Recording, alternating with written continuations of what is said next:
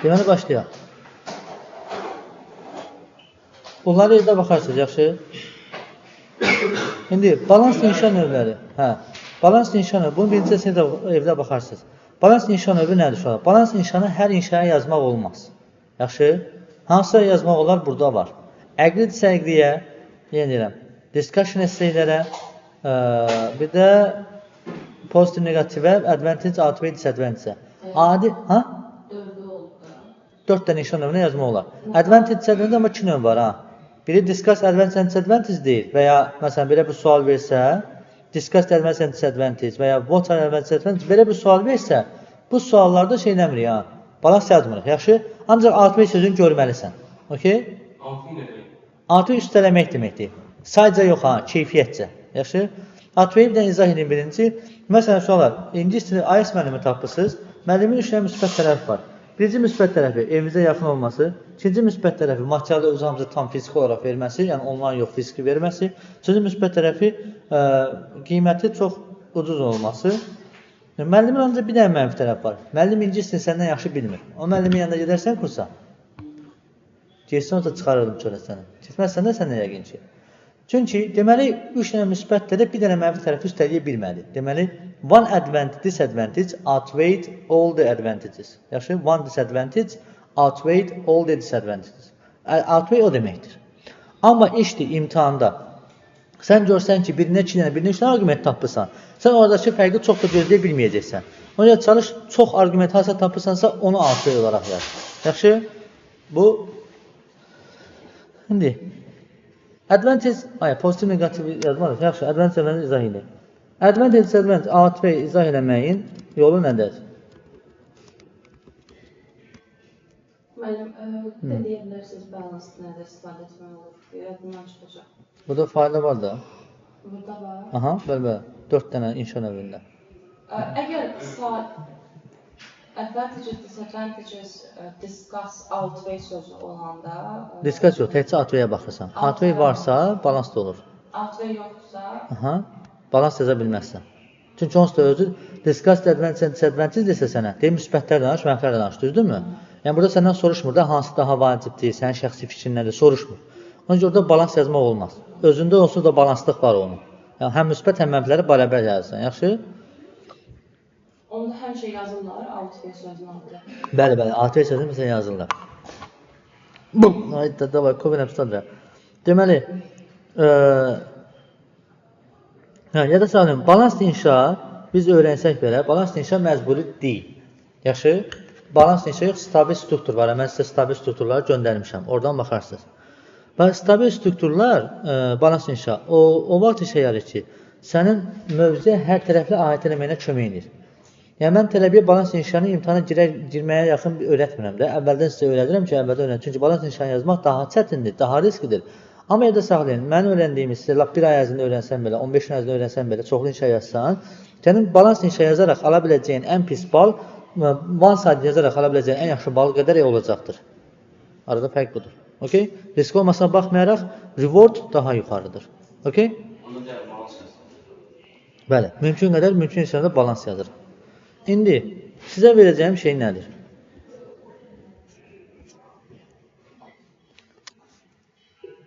Məsələn, mövzu verir, necə yazırıq? Yazırsan ki, outweigh edir etməyinə, amma filan şərtlər yerinə yetirsə. Bu, ədvən şeyə oxşur da. B variantı. Baxır adamdan adama, ölkədən ölkəyə. Siz balans eləməyin. Niyə eləməyik ki? Siz balans eləməyin. Outweigh olan yerdə. Outweigh olan yerdə balans edirik. Outweigh olmayan yerdə balans eləmirik. Outweigh olan yerdə izləyirlər. Bəli. O da rekordda səsim də var. Yəni, elə dedim də, qardaş, düzdürmü? O da iqra oynur orada. Yaxşı, necələ bir dənə mövzu seçin. Görək mövzu necələ.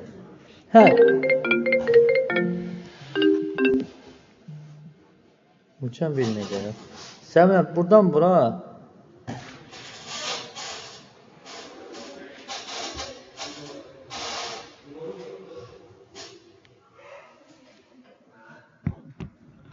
Hətta hə. Sonra bir dəqiqə. İndi baxın. Bax. Gəlin bir dənə mövzu seçək. Advantage, disadvantage, essay topics. IELTS. İndi sizin xoşunuza gəlməyən bir dənə mövzu seçə bilərik də zəhmət olmasa. Düzdürmü?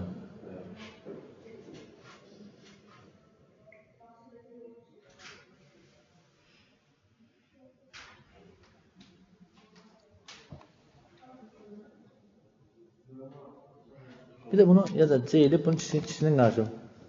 A ve B'nin karşılığı.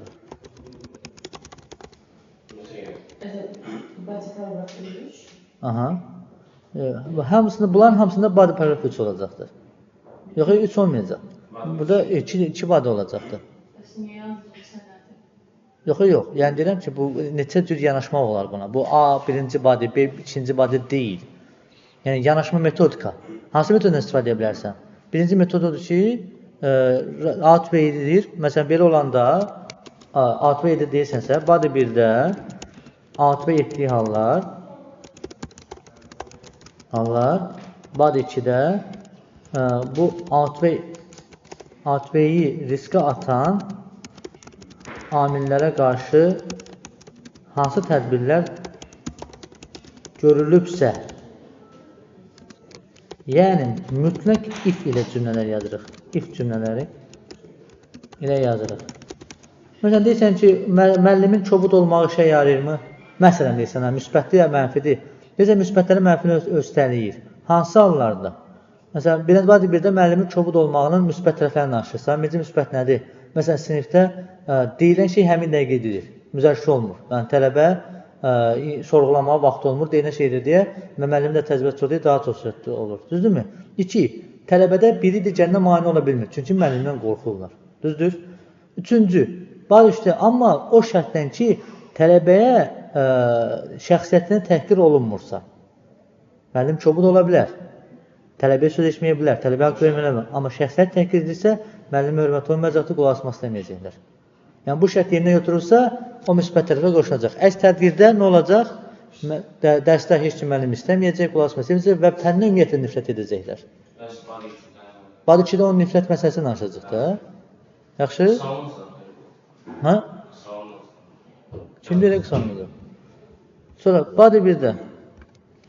Bu, B və C biraz eyni şeydir. Məsələn, B-də necədir? Bad 1-də yazsan ki, hansı ölkədə və ya hansı cür adamlara görə müsbətlər üstələyir və əlbəttə o müsbətləri mümkün mənfilərlə müqayisə edərək.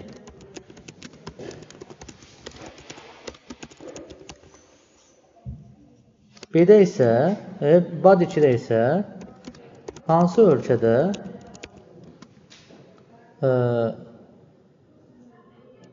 mənfilər daha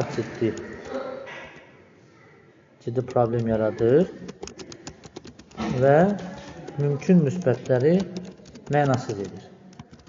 Gözü nə qədər qarışıqdır? Qarışıqdır mı yoxsa yox? Bəli. Bəli. Amma yadda saxlayın, balans inşa sənin nə qədər mövzu haqqında çoxbucaqlı, hər tərəfli baxdığını sübut edir, göstərir. Nə qədər analitik olduğunu düşündürür, göstərir. Ona görə risklidir. Bu da görə in this program, children age and help people old will work and animals, but online language translation apps.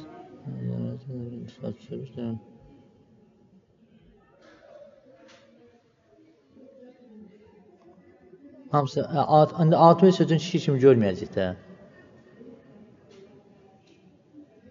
Məsələn bu. Bu nə deyək yoxsa yox? Asandır yoxsa? Yuxarıda da vardı. Nə? Ondan yuxarıdakı da altı. Bu sosial mediadan çox tanışmışıq ona görə. Sosial mediadan yazmışdır. Hə, çox tanışmışıq ona görə. Məsələn bunu yazalım mı? Heyvanları təkrar edelim. Bax, indi mən sizə əlbəttə ki, sadəcə nə verəcəm? Plan verəcəm. Amma mövzu haqqında inşa yazacaq. Tam yazar. Yox, plan verəcəm. Sadəcə plan verəcəm indi. Bax, mövzu parafrazi yazırıq. Introduction asandır, düzdür? Niyə asandır? Həmişə introduction'da nə edirik? Mövzu parafraz plus sənin fikrin. İndi burada balans necə yaza bilərik? Birinci parafraz. Ha? Birinci parafraz. Plan yazmışdım. Parafraz yazırıq. Yox, indi argument düşəcək. Yəni, atfəy məsələsi necə olur? Atfəy edirmi? Ki, nəyin araşdırmasına çox ərzində? Heyvanlardan istifadə edirlər də, məsələn, elmi araşdırmalarda. We need to write about the importance of scientific research, how it contributes to science and medicine, for example. Bir dənə, başla dənə, fikrim getdi. How scientific research are important. Research səmləmir. Research is important. Research and contribute to the medicine and science. How research is important? Yox, how important. How research is important dedi. Nə qədər vacibdir? How important olur. Bu səbəb sən çox edirsən. Aha, bəli.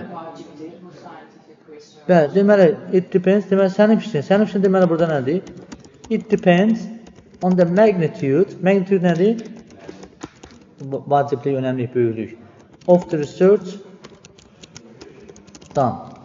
Yəni ki, axırı nə olacaq? Bu məqsədə nədir? Yəni, nə qədər böyük bir researchdir ki, bu nə qədər olacaq? Gəlin baxaq. Yəni, bizə medical, deməli, body 1-də medical research üçün olanlar, onun araşdırmalar yaxşıdır. Hətta animal protestin istifadə olunursa, o da olur. Yox, əgər make-up üçün edirlərsə, o da biraz... Ayso, body 2. Amma digər məqsədlər, məsələn, daha çox luxury and necə deyək? Beauty purpose, beauty product üçün olanlar mənfi tərəfləri həddən artıq çoxdur. Mənfi tərəfləri həddən artıq çoxdur. Balans gördünüz də əslində yazmaq olar. Yəni, mən argumenti daha detala girmirəm, sizə buraxıram. Bir də balans yazanda da mütləq araşdırın. Yaxşı. Məsələn, beauty tərəfdən problem nə yaradır? Məsələn, ağlınıza gəlməyəcək bir şey deyim, məsələn, beauty productın problemi nədir? Araşdıranda nə olur? Birincisi, heyvana sadəcə sən yaxşı görünəsən deyə, ürəyində, məsələn, əynində filan maddədən və filan dəridən, filan formada ortadan paltar görünsün deyə heyvana əziyyət verirsən. Halbuki sənin onun geyməyinə ehtiyac yoxdur. Sənin insanın gözəl görünməyi üçün bu cür paltarlara ehtiyac yoxdur. Olar. Bu bir. İkincisi də ki, və bunlarda daha çox deyirəm təbiətə zərər vurur. Niyə? Çünki daha çox, onları bu heyvanlardan istifadə olunan hazırlanan beauty məhsullarının və ya paltarların üçün həddindən artıq çox heyvan ovlanılır, daşınılır, öldürülür, istehsal prosesi keçirir. Bunların istehsal prosesi daha çox təbiətə karbondioksid buraxır. Bəlkə onları yudurlar, sonra çoxaldırlar, beyni qırırlar. Yenə də, onları öldürmək üçün çoxaldın, yenə də istehsal prosesində yenə təbiətə çox zərər verir. Daha çox adi paltar eləsin də. Bir də heyvanın özünə də zərərdir. Bu da deyirəm, cəmaat boş yeriydi. İnsanın nə xeyri var? İnsanın nə xeyri var? Sadəcə bir daha yaxşı görünür. Daha yaxşı görünmür. Ördəyə oxşuyursan, ördək paltar hazırlayıb. Buyur. Nə example gətirmək istəyirsən? Example şərtdir. Sən heyvanada hansı heyvanlar məsələn deyirsən olsun, düzdürmü? Mən əlimdə niyə... Biolojiklər istifadə edirlər, experimental animals, such as rabbits or hamsters. Rabbit, hamster gözəl üçün istifadə olunan heyvanlar deyil. Onlar tibbi üçün istifadə olunur. Heyvan dərslərində şubat şeyləri. Dovşanların belə dərilərini qopardırlar, makiyaj məhsullarını çəkirlər. Ayso, məsələn o, sən nə məcburdur dovşan dərisindən hazırlanmış və ya timsah dərisindən çanta? Nə məcburdur ki? Yəni bu sadəcə təbiətə verilir və hətta insanda materializmə də şey yaradır. Görürsən mənim tərəfimə qədər çoxdur. Yəni heyvan adı çəkmək burada məcburidir. Ona görə araşdırma aparın. Yaxşı? Məsələn, tibbə də nümunə tapın, buna da nümunə. Çünki nümunə olan inşalar həmişə daha çox bal alır. Özündən nümunə basıb bağlama. Dartıb həddən artıq elmi bir sübut qoyma oraya, yaxşı? Yəni, biri yazıb bilirsən, beynində olan hansısa maddədir, tələbə yazmış o gün. Mən nə bilim qarəsən? Ha? Üstündən deyil də. Bəli, yox, hətta inşa akademik olmalıdır, professional approach olmalı deyil. Professional approach yəni sırf bir ixtisasdan çox bilinməyən, sırf həmin ixtisasın sahibləri bilən bir termin gətirib ora qoşmaya ehtiyac yoxdur. Yaxşı? Akademik olmalıdır, professional yox. Akademik və professional ayrı şeylərdir, okey? Sizcə, inşanı belə yazsam, daha çox əhatə eləmiş olmuram, daha çox mən analiz edə bilərəm, daha çox gözəl müxtəlif mövzuya yanaşa bilərəm, sübut eləmiş olmursan. Elə olursan, düzdür? Bax, bunu yazırsınız. İndi, sayınca da, bəsdir bu qədər. Bu qədər bəx. Bu günü bu qədər. Özünüzə yaxşı baxın, çalışın ölməyin. Amma bu barədə introduction yazıb göndərin mənə. Gözləyirəm. Aha, indi. İndi yazırsınız, bana. Buradadır da, bana mövzuda, argumentdə. Introduction yazın görək. Sevinsən də göndər şəxsiyə. Ha? Bir də introduction yazırsınız. Başqa işlə. Rekord dayandırım.